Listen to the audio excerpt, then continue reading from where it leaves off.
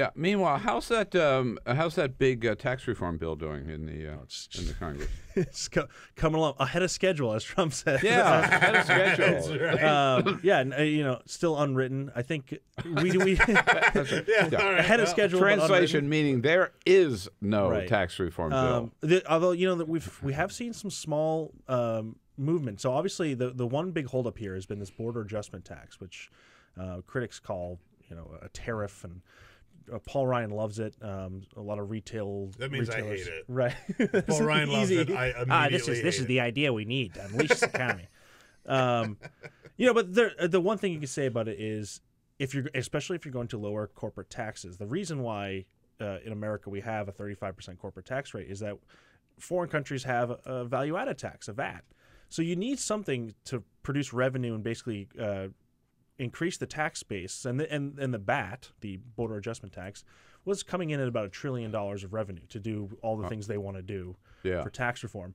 So when you have all these Republicans finally say, "I'm not supporting that, I'm not doing it," there's a $1 trillion hole, right, that they have to fill.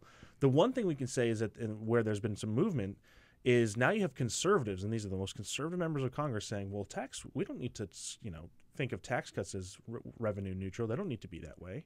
We can just sunset them in 9 years and, basically play budget games." And the other thing they want is they want to couple this with $400 billion worth of welfare reform, and it's unclear what that means, but $400 billion, like a $200 billion cut to SNAP would be massive. Yeah. So conservatives are going to advocate for deep cuts to the social safety net for tax cuts. I mean, it's very clear, which is really what AHCA was too. I mean, this an $800 billion Medicaid cut for $600 or $700 billion in tax cuts. Right.